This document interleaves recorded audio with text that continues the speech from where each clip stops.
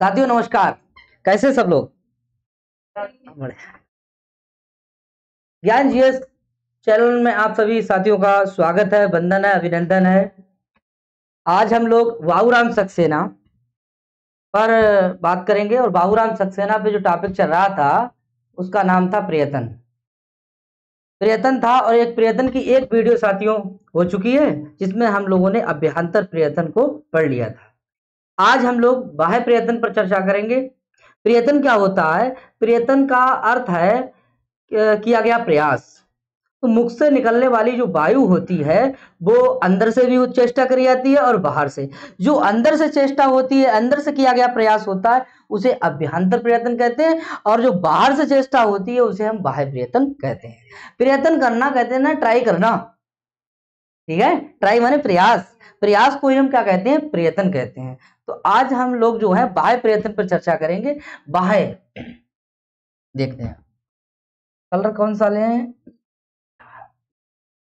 बाह्य, वाह है, बाह्य है, बाह्य है, बाह्य सही है। बाह्य प्रयत्न, बाह्य प्रयत्न, बाह्य प्रयत्न होता है जो बाहर से बोला। बाहर से कहां से होता है? बाहर से। बाहर से कहा? मुख के, मुख के बाहर से किया गया प्रयास। मुख के बाहर से किया गया प्रयास बाह्य प्रयत्न, और मुख के अंदर किया गया प्रयास अभ्यंतर प्रयत्न होता है। क्या होता है? अभ्यंतर प्रयत्न होता है। यहां तक राइट अग्निहोत्री जी? ठीक है, अब देखेंगे। ये तो हो गया था, इसको समझ लिया।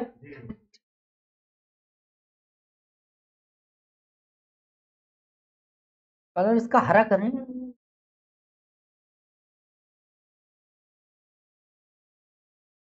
हाँ, तो देखिए बाह्य, बाह्य प्रयत्न के भेद परीक्षा में पूछा जाता है कि बाह्य प्रयत्न के भेद कितने होते हैं। बाह्य प्रयत्न के, अरे बाह्य प्रयत्न, तो देखो भैया, ये देखिए, ये क्या है? ये है हमारे, ये देखो एक जे है और एक जे दिखाई दे रहा है। इससे पहले तो वह है, तो ये क्या है? दो डंडा दिखाई दे रहे हैं, ये क्या है? इसके भेद कितने हैं? सही है, सही है भाई। इसमें आपको जो दो डंडा दिखाई दे रहे हैं जिसे, तो ये जो दो दिखाई दे रहे हैं इसको हम अगर यहां से मिटा दें, ऐसे करके ऐसे मिटा दें, तो हमें क्या दिखाई दे रहा है? दो दिखाई दे रहा है। तो इसके कितने भेद हैं? 11 है। तो इसके 11 भेद किसके हैं? हाँ, ये 11 भेद किसके हैं? बाह्य प्रयत्न। और प्रयत्न के कितने भेद हैं? हाँ, जब जमाना पहले था, आज से 10 साल पहले, तो प्रयत्न के भेद पूछे जाते थे, छोटे छोटे। ठीक है, उस समय दौर था, तब पूछा जाता था प्रयत्न के कितने भेद होते हैं। तो जमाना था तो क्या लगाते थे हम लोग? 2। अब प्रश्न पूछने वाले का स्टैंडर्ड बदल गया, धीरे धीरे धीरे धीरे जैसे ही आगे बढ़ता जाएगा कठिन सवाल आते जाएंगे। ठीक है, फिर बोला है कि अभ्यंतर प्रयत्न के कितने भेद हैं? तो कि अभ्यंतर प्रयत्न के जो भेद है वो कितने? 5 हैं। और बाह्य प्रयत्न के कितने भेद हैं? 11 भेद हैं। तो ये सब प्रश्न है। ठीक है, अब वे 11 भेद हैं, वे कौन कौन से हैं जरा उस पर चर्चा करेंगे, देखेंगे। नंबर 1 विवार, बोलो भाई विवार। फिर बोलो संवार, श्वास। ठीक है, देखो भाई बोलना पड़ेगा। हाँ, जितना आप बोलेंगे, ठीक है, उतना आपको मस्तिष्क में पहुंचेगा। ठीक है, अगर बोलेंगे नहीं तो याद ही नहीं होगा। 4 विवार, संवार, श्वास, नाद। और इसके बाद क्या है? घोष। क्या है? घोष, घोष, घोष। और घोष के बाद में है अघोष। क्या है? अघोष। अघोष के बाद में क्या है? अल्पप्राण। क्या है? अल्पप्राण। फिर क्या है? महाप्राण। हाँ, महाप्राण। और फिर क्या? उदात्त, उदात्त, अनुदात्त, त्वरित। ठीक है, तो देखेंगे 1 2 3 4 5 6 7 8 9 10 और 11। अब देखिए विवार कैसा है? 1 है, फिर संवार है, फिर श्वास है, फिर नाद है, घोष है, अघोष है, अल्पप्राण है, महाप्राण है, उदात्त है, अनुदात्त है, स्वरित। एक बार मेरे साथ बोलेंगे, बोलो विवार, संभार, श्वास, नाद, घोष, अघोष, अल्पप्राण, महाप्राण, उदात्त, अनुदात्त, स्वरित। ठीक है, इस तरीके से पूछेगा कि भैया इसके कितने भेद होते हैं, तो कौन कौन से होते हैं। एक संख्या से बनने वाला प्रश्न होगा कि विहांतर प्रयत्न के कितने भेद हैं, तो कितना बताएंगे 5। एक पूछेगा कि बाह्य प्रयत्न के कितने भेद हैं, तो बताएंगे 11। एक संख्या से प्रश्न पूछ सकता है और एक पूछ सकता है कि कौन सा बाह्य प्रयत्न है और कौन सा बाह्य प्रयत्न नहीं है। परीक्षा में सवाल आएगा, देखिए परीक्षा में सवाल आएगा, देखो स्पृष्ट है, ईषद स्पृष्ट है, फिर आता है विव्रत और फिर आता है श्वास। अब पूछेगा बताइए भैया इसमें बाह्य प्रयत्न बताओ, बाह्य प्रयत्न बताओ, बताओ बाह्य प्रयत्न कौन सा है, A B C D, बताओ भाई गुणोत्री। हाँ, क्योंकि ये 11 के अंतर्गत आया नहीं आया, तो जानकारी हमें ये भी तो होनी चाहिए यार, कौन सा है और कौन सा नहीं है। और कह दिया कि हाँ 5 होते, कैसे होते 5, गिनती से काम ना चलेगा, नाम भी याद हुआ कि कौन सा है कैसे हैं, ठीक है, तब समझ में आएगा। ठीक है, तो यहां तक चीजें क्लियर हुई। हाँ, विवार, संभार, श्वास, नाम, घोष, अघोष, अल्पप्राण, महाप्राण, उदात्त, अनुदात्त, स्वरित, उदात्त, अनुदात्त, स्वरित, विवार, संभार, श्वास, नाम, घोष, अघोष, अल्पप्राण, महाप्राण, उदात्त, अनुदात्त, स्वरित। यहाँ तक कितने हुई है 11। तो 11 की शक्लें पहचानो, ठीक है। वो लोग हाँ मैं पहचानना है, मैं उनको देखो और दिन मेला कहीं तुम्हें पुरनिया वाली जीजी हो हैं, बे पहचान लेती तो तुम्हें ससुर का पहचानो मैं। एक बार जिसको देख लिया मैं वो कहूँ मिल गया, हम कौन पहचान लिए हैं। एक बार आपके अगर 100 के दीदार हैं तो नजर पैदा करके देखो, सब पता लग जाए। एक बार अगर हम देख लें विवार को दोबारा कहूँ मिल जाए विवार, कहीं विवार हो तुम के, हाँ किन के बारे, बाह्य प्रयत्न कहाँ के हो, बाह्य प्रयत्न। क्या क्लियर हो गया। तो इस तरीके से कितनी संख्या हो गई 11 है। बहुत बढ़िया, आगे देखेंगे। अब देखना यह है कि इनके बारे में अंदर से डिटेल, ठीक है। अब हमने आपसे कह दी कि भैया यहाँ से आपको दिल्ली जाने हैं, अब दिल्ली में जाएंगे तो कहाँ रुकेंगे, कहाँ बैठेंगे, कहाँ, ठीक है, ये तो सीधा बता दिया कि हाँ यहाँ तक जाना है, ठीक है। अब कितनी मोड़ल हुई हैं, कितने स्टाफ पढ़ेंगे, तो ये देखेंगे। अब थोड़ा डिटेल्स पढ़ेंगे कि आखिर व्यवहार का है, संभार का है, श्वास का है, क्लियर है। तो देखेंगे, देखो एक प्रत्याहार को आपने पढ़ा होगा जिसका नाम है खर। क्या है खर। तो खर एक प्रत्याहार है महेश्वर सूत्र में जो 11 नंबर पे गिना जाता है। बताया था कि खा, इसको पहले पढ़ लो, खा फा छा ठा ता चा टा ता वा, ये कितने नंबर पे 11 नंबर।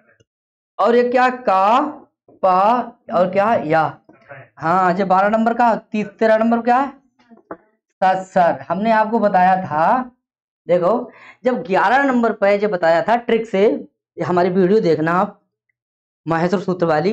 तो एक जो है ना कि इधर से जो गाड़ी जाएगी और एक इधर से आ रही थी, तो वह कैसे बोली खपचट खपचट खपचट खपचट खपचट खपचट खपचट खपचट, टकरे ना टकरे। तो ऐसे जो 11 नंबर वाले जी क्या है जी, खपचट खपचट खपचट खपचट खपचट खपचट खपचट खपचट, 11 नंबर याद हो गया।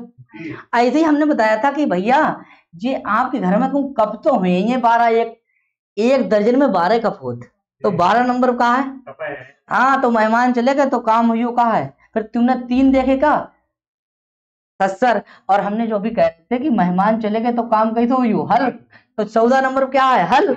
अब इधर 3 सा जाने बजाने एंड पुराने, ठीक है। जब 3 है तो इन 3 है, और जो सूत्र है तो कहा ये 13 नंबर। इस तरीके से आपको यहाँ तक समझे थे। तो वे ही आपको पता करने हैं। देखो जिसका महेश्वर सूत्र क्लियर नहीं है तो उसके प्रत्याहार क्लियर ना है। अब जिसको बुनियादा ना क्लियर हुई तो फिर और जब कितने ऊपर बनाए थे आप सैलाब नीचे गिर जाए, बोलो भाई समझ में आई। तो प्रत्याहार से पहले महेश्वर सूत्रों के बारे में जानकारी, वर्णों के बारे में जानकारी होना बहुत ही जरूरी है। तो खर प्रत्याहार में वर्ण कौन कौन से आते हैं जरा देखिए, तो खा फा छा ठा था चा टा वा, ठीक है। फिर क्या आता है वा को हम क्या करेंगे हलंत्यम, हलंत्यम वर्जते और शेषम गणयते। बहुत बड़ी, आगे देखेंगे। इसको मिटा दे याद है, ठीक, बोलते रहो भाई। अगर टीचर बनना है तो बोलना पड़ेगा, क्योंकि गूंगन को काम ना होता है। इसको मिटाएंगे। अब देखिए, फा फा छा ठा ता चा टा ता, अब क्या आया का पा, अब क्या आया सा सा सा सा। ठीक है, ये देख लो, गिन के देख लो कितने हैं, 13। कितने हैं? हाँ, तो बोलो खा फा छा ठा ता चा टा ता का पा सा सा सा। ठीक है, ये कितने वर्ण है? कितने वर्ण है? 13 है। अब एक बात आती है क्या, हस क्या आती है? हस भी क्या है? प्रत्याहार। हमने बताया था आपको, हस क्या है? हस क्या है? प्रत्याहार। प्रत्याहार का मतलब क्या होता है? संक्षेपीकरण, गागर में सागर, यानी कम बात कही जाए और अर्थ अलग लिखा जाए। जैसे तुमने काम देखा, कई डी सी पी के है, तो पी के मतलब क्या? प्रमोद। डी के मतलब क्या है? धर्मेंद्र, है ना। ऐसे तुमने पंडित तो पीटी, ठीक है, कुछ मान लो, तो शॉर्टकट बराबर प्रत्याहार। तो हस पहन मतलब क्या है? जो संक्षेप है, इसको जरा विस्तार करेंगे। तो खरकान को मतलब क्या? खरे प्रत्याहार है, इसको विस्तार कर दिया। अब देखो इधर, बोलो हा, बोलो हा, या वा रा, हाँ हा या वा रा। अब टा तो कट जाएगा, तो क्या बचेगा? ला। फिर क्या आता है? या मा गा, या मा गा ना, यम गणम हो गया। फिर क्या आता है? झा भा, फिर क्या है? यह हो गया घा ढा धा। फिर क्या है? जा वा गा डा दा हो गया। देखो भाई, 1 2 3 4 5 6 7 8 9 10 11 12 13 14 15 16 17 18 19 20, यहां तक ये क्या है? हस। क्या है ये? तो हस प्रत्याहार में वर्णों की संख्या कितनी हो गई? बोलो भाई, कितनी हो गई? हाँ, और इधर खर में कितनी हो गई? 13। बहुत बढ़िया। आगे देखिए, हस और खर क्या है ये? हस और खर क्या है? बहुत बढ़िया, आगे देखेंगे।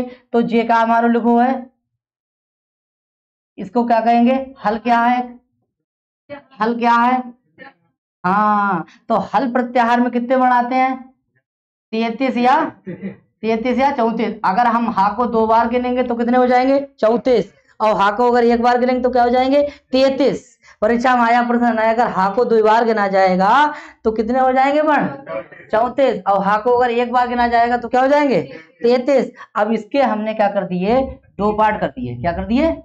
2 पार्ट। तो पहले पार्ट क्या है? बोले, एक को हमने क्या कर दिया? खर। क्या कर दिया?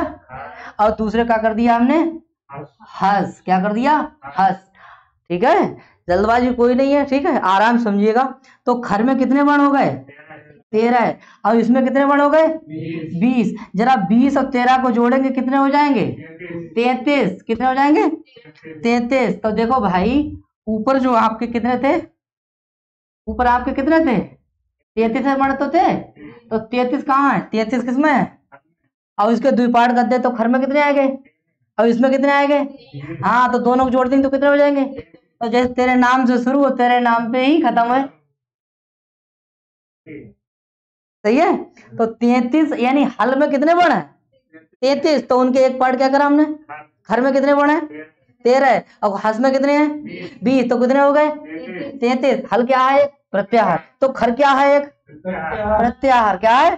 प्रत्याहार। और हस क्या है? एक प्रत्याहार। यहां तक हमारी चीजें समझ में आई हैं? कोई दिक्कत? कतई दिल में घुसी कि दिमाग में घुसी ना? दिल से पढ़ो। दिल से जो चीज जिसके दिल में घुसी आत वह कभी निकलता ना है। समझ में आई? कि हम तो मतलब जो है कि तुमने हमसे जो प्यार जो है, दिमाग से करो ना, दिमाग से करो। कई दिमाग से करने वालों प्यार जो है ना वो चालू होता है, और जो दिल से करते वो भूल रहा है वो नशा काट लेते। समझ में आई बात? तो प्यार दिल से करो, पड़ा हुआ दिल से। हाँ, मतलब जो है लेटे हैं, बैठे हैं, उठे हैं, जहां जाके वहां महसूस सूत्र, वहां प्रत्याहार, वहां हर चीज। तो बोले कि पागल हुई हो। किसके चक्कर में?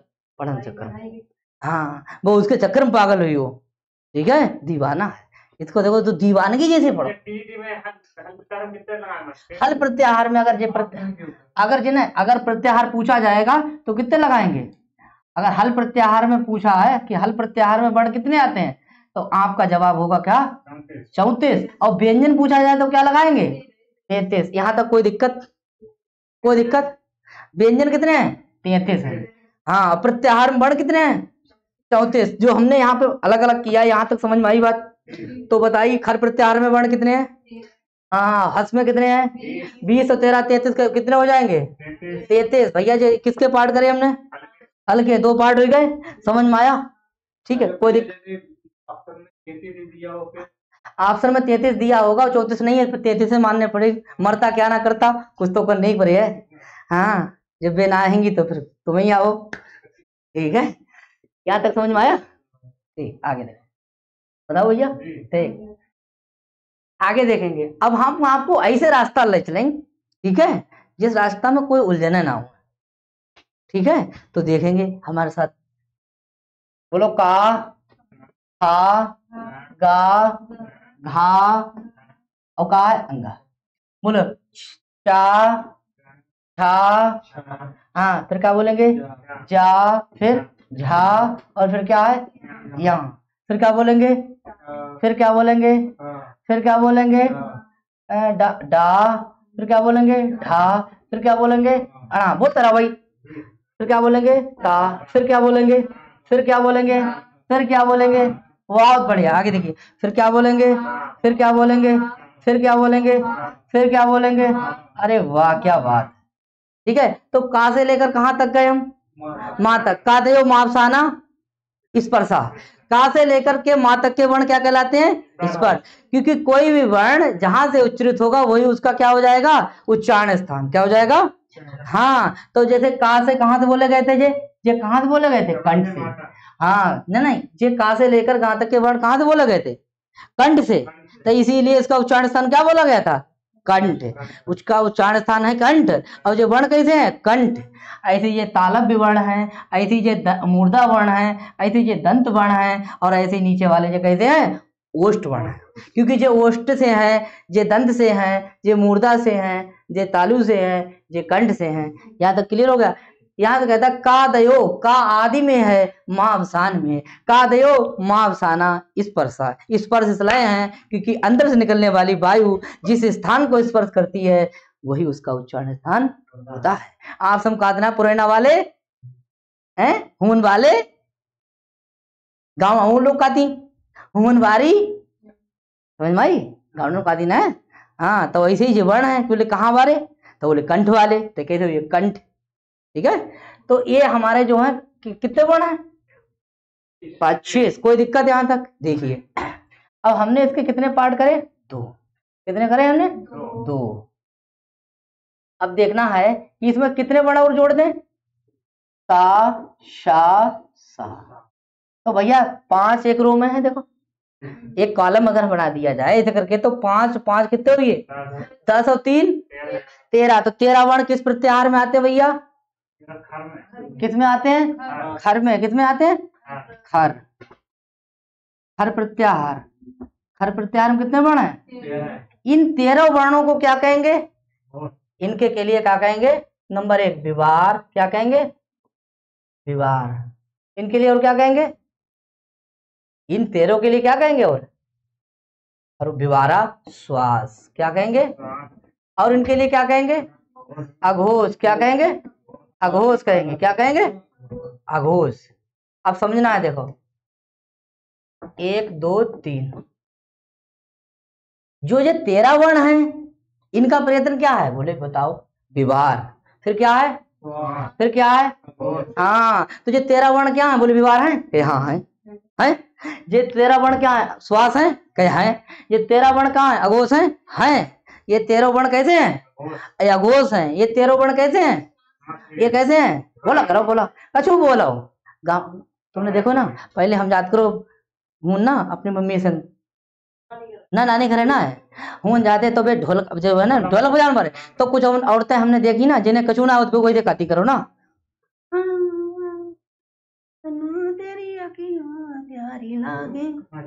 ठीक है। उन्हें कछु ना आया तो पे टटी है। जन्मजात कोई ऊपर तो न पैदा हुई क्या होता है, मतलब बोले पड़ पाओ ना।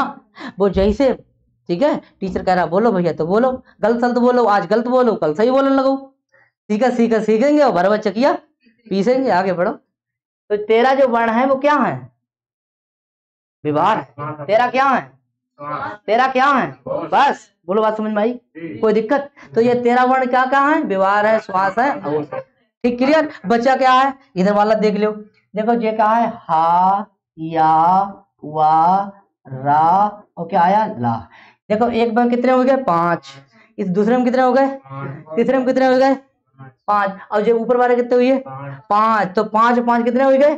10। और 5 कितने हो गए? 15 और 5 कितने हो गए? 20। कितने हो गए? इन 20 को किस प्रत्याहार में लाएंगे हम? हस में। किस में लाएंगे? और हस प्रत्याहार में कितने वर्ण है भैया?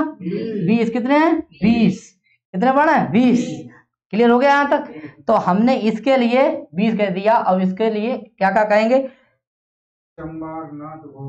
संबार, नांद, घोष। क्या कहेंगे? घोष। सघोष नहीं, सघोष हिंदी में हो जाता है, घोष पढ़ो। क्या है? अब देखो हमने विभार, श्वास, अघोष, ठीक है, और इधर क्या करा हमने? संबार, नांद, घोष। तो हमारे जो 20 वर्ण है ये क्या है? संबार, नांद, घोष। क्या है? संबार, नांद, घोष। और इधर वाले कहाँ है? विभार, श्वास, अघोष। इधर क्या है? संबार, नांद, घोष। समझ में आया? ठीक है, तो ये 20 वर्ण जो है वो क्या है? घोष। और इधर क्या है? ये अघोष। राइट, समझ में आया? कोई दिक्कत? ठीक है, तो 20 वर्ण। अब 20 और 13 कितने हो जाता?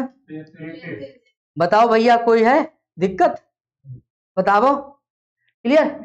यानी हल के हमने कितने भेद करे? कौन से?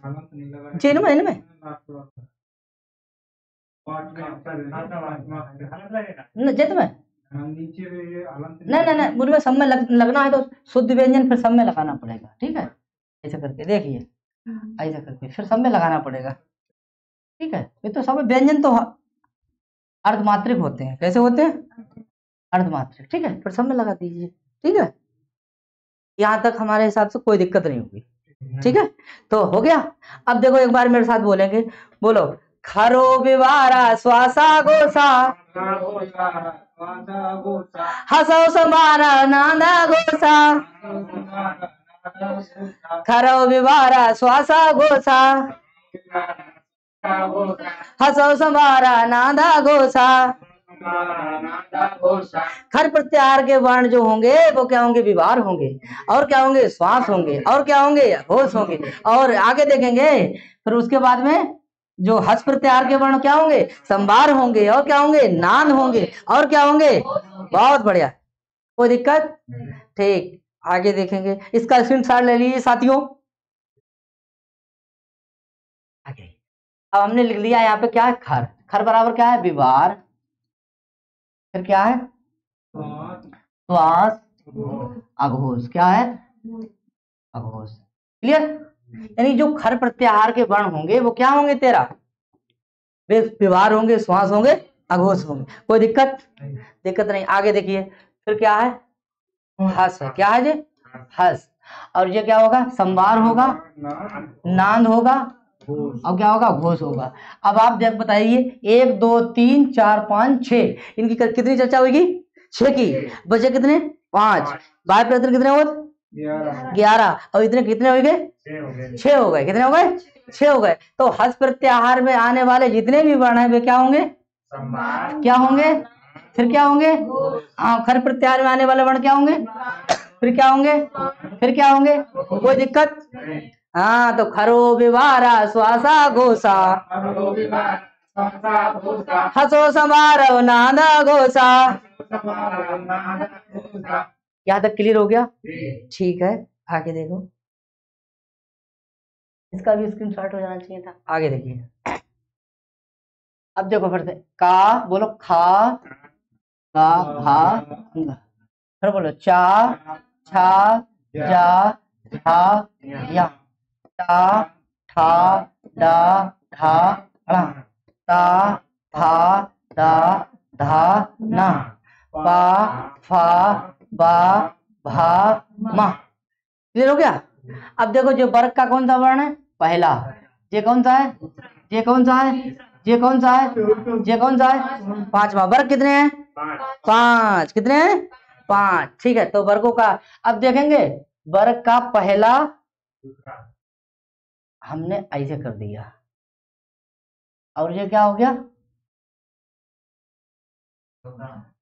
अब देखिए ये वर्ग का कौन सा है, दूसरा, और ये वर्ग का कौन सा है, चौथा। अब देखिए हम जरा,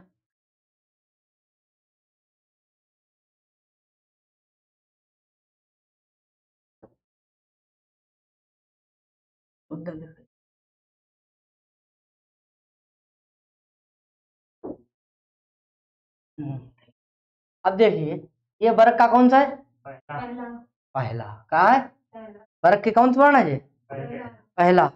और ये वर्ग का कौन सा है, कौन सा है, और ये वर्ग का कौन सा है, पांचवा। ये वर्ग के पहले हैं, ये कौन सा है वर्ग का, ये कौन सा है, ये कौन सा है, हाँ। तो इधर देखेंगे वर्गों के,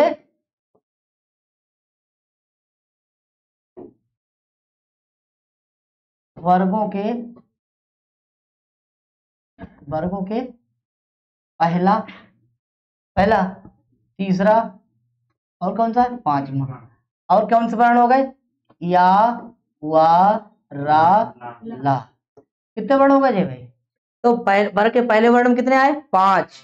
दूसरे में कितने आए, तीसरे में कितने आए, पांच। और पांचवें में कितने आए, पांच। तो पांतियां 15, 4 19। तो देखिए जी अल्प प्राण वर्ण कितने हो गए, 19। अल्प प्राण बराबर कितने हो गए, ये 4 अंतस्थ हो गए। अल्प प्राण बराबर कितने हो गए, 19। यहां तक क्लियर हुआ। यानी वर्गों का पहला वर्ण, वर्गों का तीसरा वर्ण, वर्गों का पांचवा वर्ण, ये आपके वर्गों के पहले, तीसरे, पांचवें और 4 वर्ण अंतस्थ के क्या हो गए ये, अल्प प्राण। यहां तक कोई दिक्कत, यहां तक कोई दिक्कत बताइए। ठीक है, आगे देखिए अब बचे कौन से हैं, वर्गों के दूसरे और चौथे। तो वर्गों का दूसरा और चौथा, और तीनों सा सा सा हा, ये क्या हो गए, शा सा सा हा। ये 4 वर्ण कौन कौन से हमारे, ऊष्म। ये वर्ण कैसे हैं, ये तो थे अंतस्थ, कैसे थे, अंतस्थ। और ये वाले कैसे हैं, ऊष्म। कैसे हैं ये, ऊष्म। ये 4 वर्ण ऊष्म। और वर्ग के दूसरे कितने हैं, 5।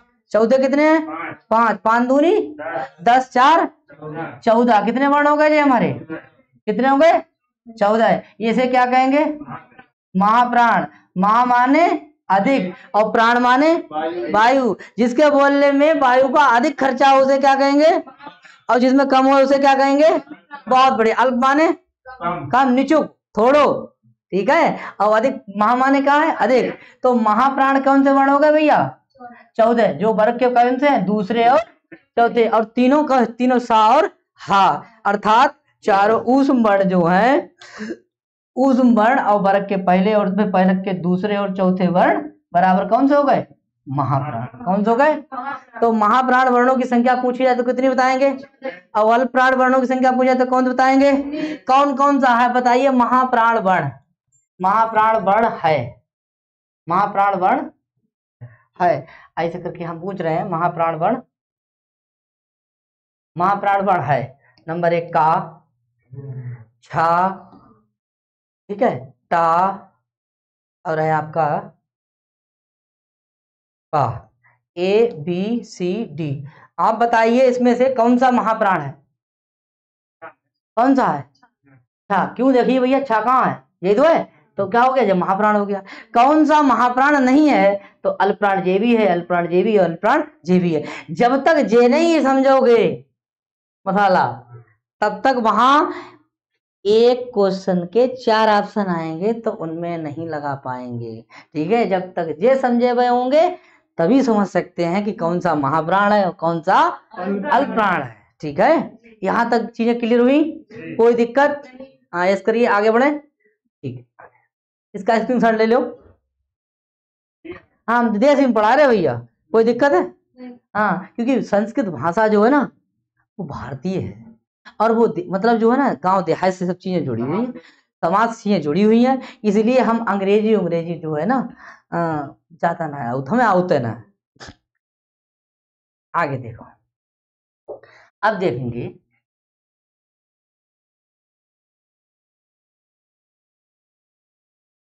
एक एक वर्ण का बाह्य प्रयत्न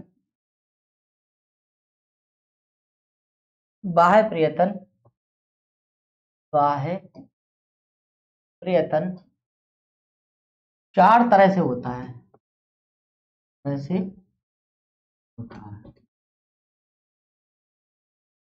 ठीक है, एक वर्ण का क्या प्रयत्न कितने प्रकार से होता है, कैसे होता है? देखो भैया, नंबर 1, ये क्या लिखा है अग्निहोत्री जी, ये बताओ ये किस प्रत्याहार में है? ये खर में था तो क्या है, विवार है। क्या है? विवार है। यानी का हमारा क्या है? विवार है तो श्वास है, और श्वास है तो अघोष है, और अघोष है, ठीक है, तो अल्पप्राण भी तो है। क्या है? अल्पप्राण। तो एक वर्ण के बाह्य प्रयत्न कितने हो गए? कोई दिक्कत नहीं। अब सबकी फरमाइशें पूरी करेंगे। आप बताइए इसके क्या, देखो हाँ, ये खा क्या है? खर में आता है कि हस में आता है? ये खर में आता है। किस में आता है? हाँ, तो ये क्या हो गया, बोलो विवार। और फिर क्या हो गया? श्वास। फिर क्या हो गया? अघोष। फिर क्या हो गया? अल्पप्राण नहीं है, महाप्राण है। दूसरा है ना, क्या है? महाप्राण। तो देखेंगे, समझ में आया? समझ में आया?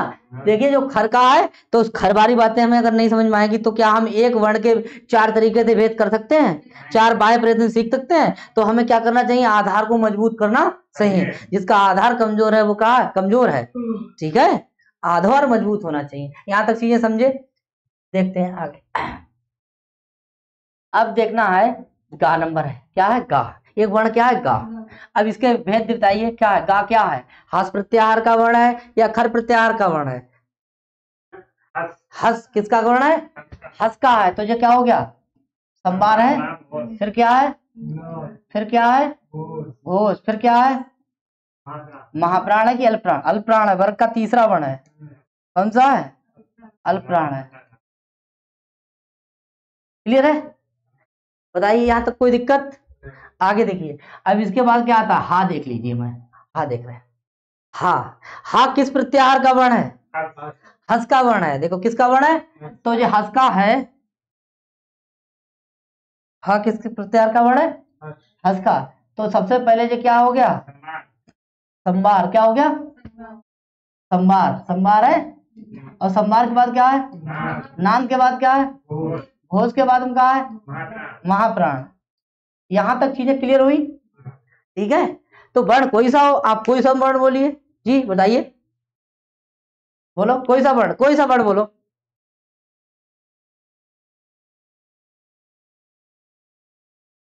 जी बोलो। जा। देखो जान, क्या है? जा। ये जा है, किस प्रत्याहार का वर्ण है? हस। क्या है? हस। तो संबार है। संबार है तो कौन सा है? नांद है। नांद है तो क्या है? घोष है। घोष है तो क्या? अल्पप्राण है। ये वर्गों का कौन सा वर्ण है? तीसरा। कोई दिक्कत? बताओ आगे। जो बताओ, ये घा है, घा है, चलो कोई बात नहीं, सही करके बना दे रहे हैं।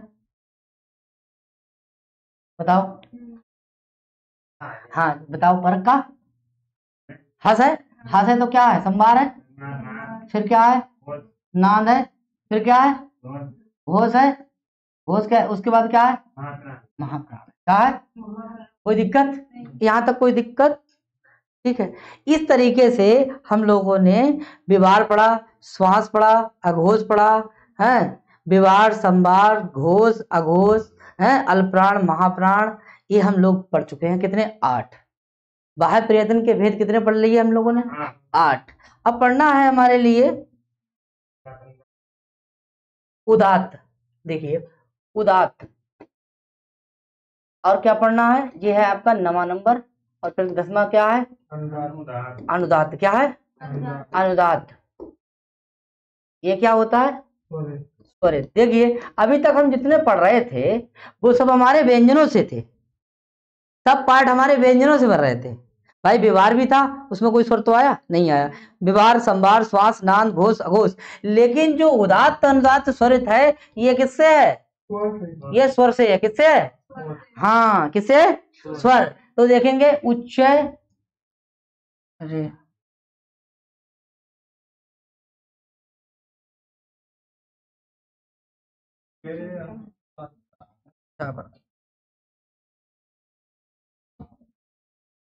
उच्च उदात्ता क्या हो जाएगा? उदात्ता। आगे देखेंगे नीचे अनुदात्ता, अनुदात्ता। और इधर समाहारा स्वरिता। देखिए आपने कहीं गए होंगे बनारस, तो वहां आरती उरती होती है वेद मंत्रों का। इनका जो है ना, इनका प्रयोग कहाँ मिलता है? वेदों में। ठीक है, तो ऊपर से, फिर नीचे से, फिर बीच से। तो कहें उच्च उदात्ता, उच्च जो वर्ण ऊपर से बोले जाए तो उन्हें क्या कहेंगे? ऊपर से क्या हो जाएगा? उच्च माने ऊपर से, नीचे माने नीचे से, और समाहारा माने बीच से। जो उच्च ऊपर से है और नीचे बीच से, नीचे से है, और समाहारा कहाँ से? बीच से। तो उच्च क्या हो गया? उच्च की कौन संज्ञा हो गई? उदात्त। और नीचे की कौन सी हो गई? और स्वरित की कौन है? समाहार की कौन सी हो गई? स्वरित। कौन सी हो गई? हाँ। और इनका प्रयोग, इनका प्रयोग कहाँ होता है? वेदों में, अर्थात अलौकिक, अलौकिक अर्थात वेदों में, वेदों में होता है। कहाँ होता है? वेदों में होता है। यहां तक कोई क्लियर? इनका कहाँ होता है प्रयोग? वेदों में। अच्छा इसकी कोई, इसका कोई चिन्ह, इसका कोई चिन्ह नहीं होता है, इसकी कोई पहचान के लिए इनका कोई चिन्ह नहीं होता। इसकी कैसी लाइन होती है? इसकी लाइन जो होती है पड़ी लाइन। कैसी होती है? पड़ी लाइन। इसकी लाइन कैसी है? और स्वरित की कैसी होती है? खड़ी लाइन। कैसी होती है? खड़ी लाइन। इसकी कैसी होती है? तो ये जो आपको दिखाई दे रहा है ये पड़ी लाइन अगर लगी है तो क्या है? ये अनुदात्त है। क्या है ये? और ये कैसी है? स्वरित है। यानी कि ऐसा किसी वर्ण के ऊपर ऐसे ऐसे ऐसे खींचा है, ठीक है, ये वाले, तो हमारा कौन सा वर्ण होगा? वो स्वरित। और अगर ऐसा होगा तो कौन सा होगा? और कुछ नहीं होगा तब क्या होगा? हाँ, तो बोले उच्च उदात्ता, नीचे अनुदात्ता, समाहारा स्वरिता। इसका कोई चिन्ह नहीं होता है। और इसकी पड़ी लाइन और इसकी खड़ी लाइन। और इनका प्रयोग कहाँ होता है? इनका प्रयोग कहाँ होता है? हाँ, तो ये था हमारा चैप्टर कौन सा? प्रयत्न का। एक इसकी वीडियो जो अभ्यंतर प्रयत्न की थी। आज हम लोगों ने क्या पढ़ा था? बाह्य प्रयत्न। बाह्य प्रयत्न जो हम लोगों ने पढ़ा है, जरा उसका पुनः देखेंगे क्या क्या पढ़ा, एक बार रिवीजन।